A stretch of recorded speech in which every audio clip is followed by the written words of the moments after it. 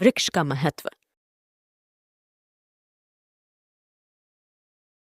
एक गांव में बहुत सारे बड़े बड़े वृक्ष थे। गांव वाले इन वृक्षों का बहुत ख्याल रखते थे, क्योंकि वे जानते थे कि ये वृक्ष उनके जीवन का एक महत्वपूर्ण हिस्सा है। उनमें से एक बहुत पुराना और विशाल बरगद का वृक्ष था, जिसे सब बूढ़ा बरगद कहते थे। इस वृक्ष के नीचे गांव वाले बैठकर बातें करते, बच्चे खेलते और गर्मी के दिनों में लोग इसकी छांव में आराम करते। एक दिन गांव में एक नया सरपंच आया। उसने सोचा कि अगर बूढ़ा बरगद काट दिया जाए तो वहां एक बड़ा बाजार बनाया जा सकता है और गांव की आय बढ़ सकती है। उसने गांव वालों को अपनी योजना बताई। कुछ लोग सहमत हुए, लेकिन अधिकतर लोग बरगद को काटने के खिलाफ थे।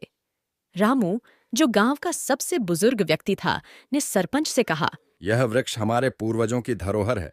इसके बिना हमारा गांव अधूरा हो जाएगा। लेकिन सरपंच ने उसकी बात नहीं मानी और अगले दिन वृक्ष काटने का आदेश दे दिया।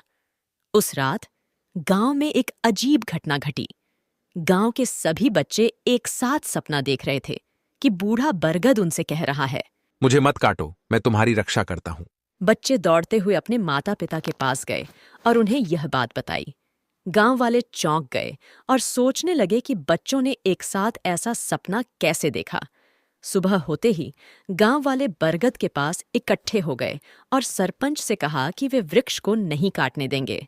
सरपंच ने सोचा कि यह सिर्फ एक अंधविश्वास है, लेकिन गांव वालों के प्रेम और दृढ़ संकल्प को देखकर वह भी पिघल गया। उसने वृक्ष को काटने का विचार छोड़ दिया। कुछ दिनों बाद गांव में बहुत तेज तूफान आया, लेकिन बूढ़े बरगद ने अपनी विशाल शाखाओं से गांव की रक्षा की। तूफान से कोई नुकसान नहीं हुआ। यह देखकर सरपंच को अपनी गलती का एहसास हुआ और उसने सभी गांव वालों से माफी मांगी। उसने वादा किया कि वह अब से वृक्षों की रक्षा करेगा और गांव की प्रकृति को बचाएगा। इस घटना के बाद गांव में वृक्षों के प्रति सम्मान और बढ़ गया।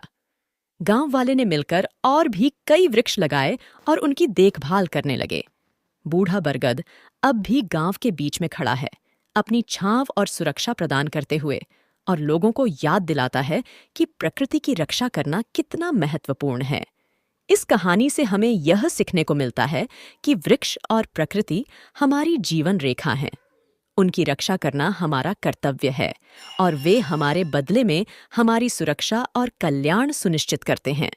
Dum-de-dum, the animals play, the day is done.